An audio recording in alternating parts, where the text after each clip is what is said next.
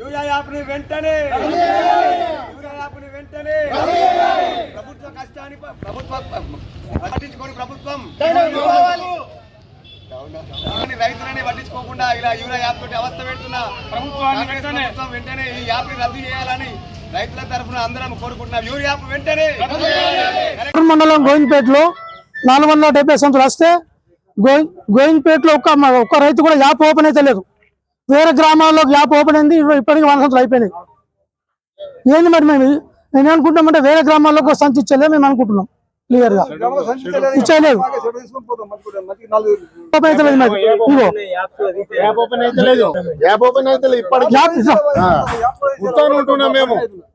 App ఇప్పటికి open అయితే లేదు. ఎవరి గ్రామాలకు వాళ్ళకి యాప్ ఇట్లా వస్తుంది మాకు గోవిందపేట గ్రామం అందరికి ఇట్లా వస్తలే. ఏ గ్రామంకు ఆ గ్రామంకి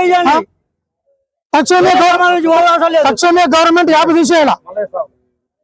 మేము లేకుండా ఎవరికి సంచి కూడా ఇయ్యాము. ప్రభుత్వము ఎవరి ఊరికి వాళ్ళకి ఇవ్వాలని కోరుతున్నాము. లేకపోతే పెద్ద ఎత్తున ధర్నాలు చేస్తాము. పెద్ద యాప్ తీసేయాల.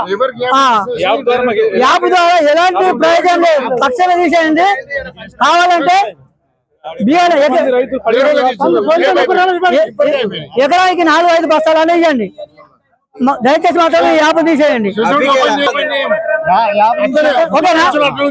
వస్తే పంట పండుతుంది. మొక్క వర్షం పడుతుంది, యూరియా వస్తారు. ఎట్లా పండాలి మొక్క? రైతులు అంత బంద్ చేయమంటారు వ్యవసాయం కూడా. అది కూడా చెప్పండి మరి. ప్రభుత్వం ఎన్నో స్పందించి మా యూరియా దయచేసి ప్రభుత్వానికి మేము కోరుతుంది ఒకటే, యూరియా ద్వారా తీసేస్తారా మాకు ఇస్తారా? యూరియా ఉన్నా సరే కానీ మాకు సరే సకాలం ఇవ్వండి. మాట్లాడితే మొత్తం యాభై తీసేస్తాం. గొంతుపేటకి ఇచ్చే వరకు ఇస్తామని చెప్తుందని ఇప్పుడు సెక్రటరీ మాట్లాడిపించండి. ప్రభుత్వం ఆలోచించి నిర్ణయం తీసుకోవాలని కోరుతున్నా. దానికి ఒక విన్నపం, యాప్ ఉంచాలా అనుకుంటే ఉంచండి, లేదంటే యాప్ తీసేయండి. రైతులు ఇప్పటికి గోవిందపేట రైతులు ఒక 100 మంది సొసైటీ వద్ద ధర్నాకు దిగిర్రు. ఒక్కసారి యాప్ డిలీట్ చేసి ఒక్కసారి యాప్ తీసేయండి. అవసరం ఇస్తే యూరియా గోవిందపేటలో బుక్ చేసుకున్న వాళ్ళు గోవిందపేటలోకే ఇవ్వండి. వేరే ఊరిలో వచ్చి యూరియా తీసుకున్నాడు అవన్నీ కథలు బంద్ చేయరు. కాంగ్రెస్ ప్రభుత్వం ఒక్కసారి ఆలోచించురి. గోవిందపేటలో బాగా సమస్యలు ఉన్న యూరియా పైన ఒక్కసారి ఆలోచించి ఈ నిర్ణయం తీసుకోవాలని కోరుతున్నా ప్రభుత్వానికి, కాంగ్రెస్ ప్రభుత్వానికి. మా ముసలోళ్ళకు చదవలేదు, మేము ఏం చేయాలా?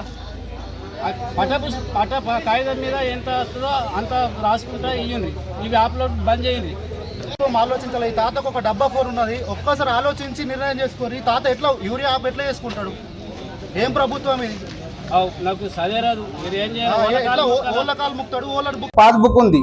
ఆ పాస్బుక్ లోపల ఆయన పండించే భూమి లోపల ఆయనకి ఎంత ఎలిజిబుల్ ఉన్నాడు, యూరియా బ్యాగులు ఎలిజిబుల్ ఎంత ఉన్నాడో అది బుకింగ్ చేసుకోవాలా, ప్రీ బుకింగ్ చేసుకోవాలా. ఆయనకు దాదాపు 10 ఎకరాలు ఉంది. ఆయనకు 20 బ్యాగులు ఎలిజిబుల్ ఉన్నాడు. 10 బ్యాగులు ఇవాళ బుక్ చేసుకుంటే ఏ రోజు ఏ షాపులో, సొసైటీ షాప్లో ఇస్తావా, ఫర్టిలైజర్ షాప్లో ఇస్తావా, ఏ షాప్లో ఇస్తావో ప్రీ బుకింగ్ చేసుకొని ఇదే యాప్లో ఆ సిస్టమ్ పెడితే ఆ రోజున ఆయన ఆ షాప్కి వచ్చి లేకపోతే సొసైటీకి వచ్చి డబ్బులు పే చేసి తీసుకెళ్తాడు. కాబట్టి ఇది ఇట్లా జరిగితే యాప్ లోపల సర్వర్ డౌన్ కానీ సర్వర్ సమస్యలు రాకుండా ప్లస్ అందరికీ అందుబాటులో ఉంటుందేమో అని నా యొక్క అభిప్రాయం. దాన్ని ఒకసారి పునరాలోచించి యాప్ డెవలప్మెంట్ లోపల ఈ సలహా ఉపయోగపడితే దాన్ని యూజ్ చేసుకోవాలని నా యొక్క మనవి అండి. మాకు వస్తుందండి, నా ద్వారా మాకు కంటిన్యూ వచ్చింది. బట్ ఈ 4-5 డేస్ ద్వారా లోపల నేను తేలేదు. ఎందుకంటే మేము కంటిన్యూ వచ్చింది. ఒక బండి మేము మా గ్రామానికి తెస్తే ఆల్మోస్ట్ 70% వేరే గ్రామాల వాళ్ళకే ఆన్లైన్ బుకింగ్ అయింది. కాబట్టి మళ్ళీ మా గ్రామస్తులు వేరే దగ్గర బుక్ చేసుకొని వాళ్ళు ట్రావెలింగ్ అయ్యి ఇబ్బంది పడతారని ఒక 4-5 డేస్ అయితే ఫస్ట్ సెషన్ లోపల బుకింగ్ చేసుకున్న వాళ్ళకు సెకండ్ సెషన్లో యూజ్ అవుతుందని ఒక 4-5 డేస్ డిలే చేయడం జరిగింది. కానీ ఇవాళ అయిపోయిన యూరియా మళ్ళీ మండే ట్యూస్డే కంపల్సరీ వస్తుంది. యూరియా అందుబాటులో అయితే ఉన్నదని మాకు అధికారులు చెప్తారు.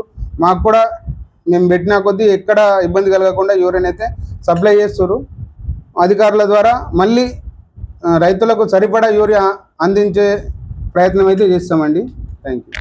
సిస్టమ్ ద్వారా ఆల్మోస్ట్ ఒక రైతు ఆయనకు సరిపడా యూరియా జిల్లా మొత్తంలో ఎక్కడైనా తీసుకునేటట్టు ఉండే, తర్వాత ఓన్లీ మండల్ లెవెల్లో ఎక్కడైనా తీసుకునేటట్టు చేసిర్రు.